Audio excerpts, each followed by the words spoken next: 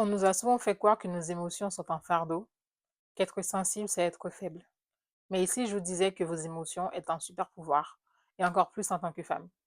Aujourd'hui, on va parler de ce que cela signifie, de comprendre et de savoir gérer ses émotions en tant que femme. On va parler de gérer ses émotions sur le plan mental, corporel, hormonal et spirituel. C'est parti. I see a bad gal walking. I'm like, oh, what's poppin'? Oh, what's poppin'? Is a bad man calling up? I see a bad. Pour ce faire, je vais diviser cette vidéo en plusieurs parties.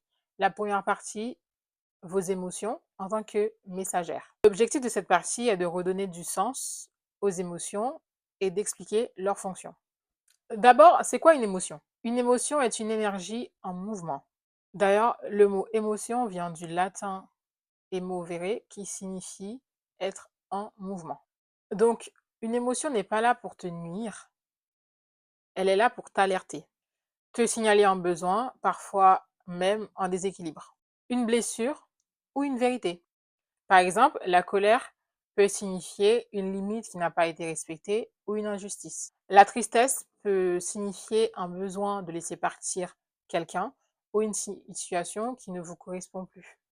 La peur peut être un mécanisme de protection. Ce qu'on vous a jamais dit, c'est qu'en fait, vos émotions ne sont pas censées rester bloquées dans votre corps. Parce que quand tu refoules tes émotions, elles stagnent et ces blocages peuvent devenir physiques, c'est-à-dire à travers des tensions, des migraines, une fatigue chronique et même des problèmes digestifs parfois. Donc, la première clé pour apprendre à gérer ses émotions, c'est d'abord de les accueillir. Posez-vous la question. Quand il y a une émotion qui surgit dans votre corps, dites-vous, qu'est-ce qu'elle essaie de m'apprendre? Qu'est-ce qu'elle essaie de me dire? Si vous êtes triste, si vous êtes en colère, bref, peu importe l'émotion que vous avez, posez-vous la question de ce qu'elle est censée vous dire, enfin de ce qu'elle veut vous dire. Partie 2, le corps émotionnel de la femme. Cette partie-là a pour objectif d'expliquer pourquoi les femmes ressentent les choses plus fortement, biologiquement et spirituellement. En tant que femme, notre système hormonal est en perpétuel mouvement. On vit dans un corps qui est cyclique. Je ne vous apprends rien.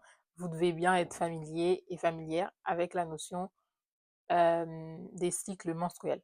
Et le cycle d'une femme peut influencer énormément de choses dans sa vie. Son énergie, son appétit, sa libido, ses humeurs, et j'en passe. Bien sûr, nos émotions.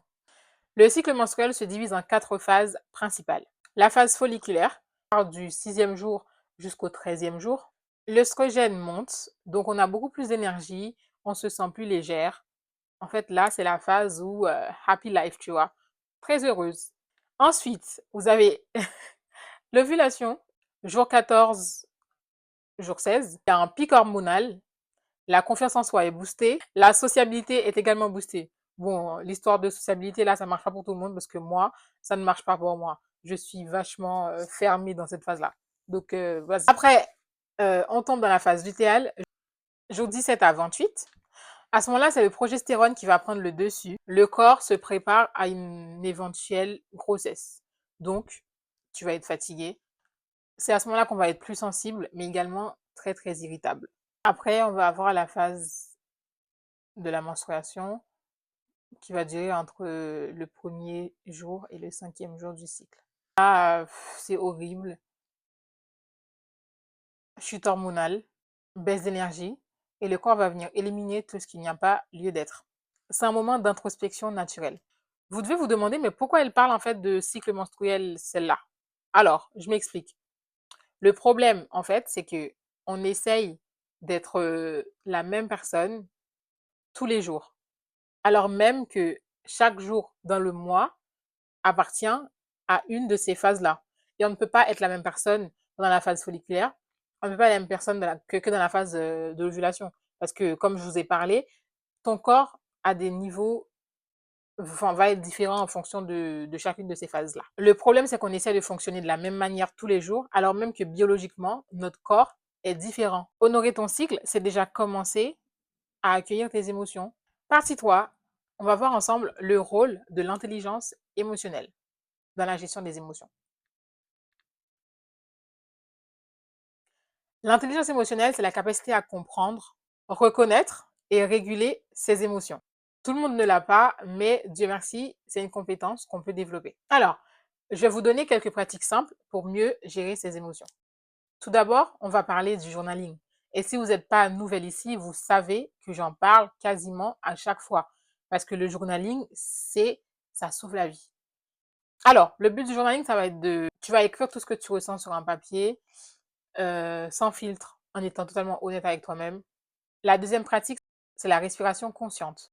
C'est-à-dire ralentir, respirer profondément, envoyer un signal à ton système nerveux. Entre parenthèses, réguler ton système nerveux. Le troisième point, la mise en mouvement. Ça passe par la marche, le yoga, la méditation, le sport, la danse, surtout la danse.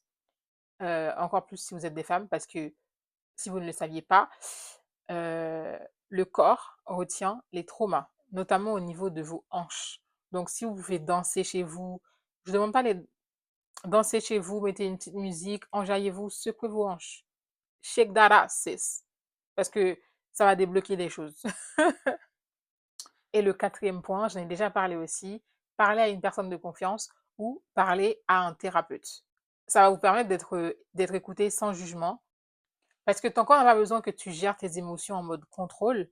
Ton corps a besoin que tu vives tes émotions, que tu les ressentes en conscience. Partie 4, l'une de mes parties préférées quand j'ai fait le script, c'est la dimension spirituelle. Écouter l'âme à travers tes émotions. Une femme qui est connectée à son cœur, à ses émotions, est une femme qui est connectée à son intuition. Et l'intuition, c'est ton âme qui parle. Nos émotions sont souvent des guides spirituels, des choses qui nous donnent des conseils, qui nous donnent des signaux d'alerte parfois pour arrêter, pour continuer, pour mettre un stop, que ce soit par rapport à une relation, à un travail, à une amitié. Par exemple, une tristesse profonde peut venir te dire que tu t'es éloigné de ta mission, c'est-à-dire ce que tu es censé faire. Par exemple, si tu as un objectif et que tout d'un coup tu es super triste, c'est peut-être parce que tu t'éloignes de ce que tu es censé faire. Une joie soudaine peut être révélateur que tu es sur la bonne voie. L'anxiété peut être un signal que tu vis une vie qui n'est pas alignée avec la personne que tu es. En spiritualité féminine, on parle de la sagesse du corps. Cette sagesse-là, elle ne passe pas par la tête, mais elle passe par le cœur, le ventre, par l'intuition. Donc, quand tu apprends à écouter tes émotions, d'une certaine manière, tu apprends à écouter ton âme. Donc, arrêtez de dire que tu es trop émotive. Tu n'es pas trop émotive, ma belle. Tu es juste vivante. Ton corps est intelligent. Ton âme communique avec toi et il est sage. Donc, apprends juste à l'écouter. Et ton émotion va être le langage entre les deux. Je veux dire, ton corps et ton âme. Et en réalité, plus tu apprendras à comprendre tes émotions, plus tu seras libre. Voilà, c'était tout pour moi. Si cette vidéo t'a parlé, dis-le moi en commentaire. Et dis-moi aussi en commentaire quelle émotion te submerge généralement. Et dis-moi aussi si tu veux qu'on parle plus en profondeur du cycle menstruel, des hormones ou même des rituels de régulation du système nerveux pour les femmes. Parce que je n'ai pas toujours été comme ça. C'est vrai que pendant très longtemps, j'avais énormément de mal à être vulnérable. Par conséquent, à écouter mes émotions, à écouter mon corps, à écouter mes limites. Je faisais la sourde oreille, mais j'ai finalement appris à vivre avec mes émotions, à mieux les comprendre. Et c'est pour ça que je suis là pour vous partager mes petits tips.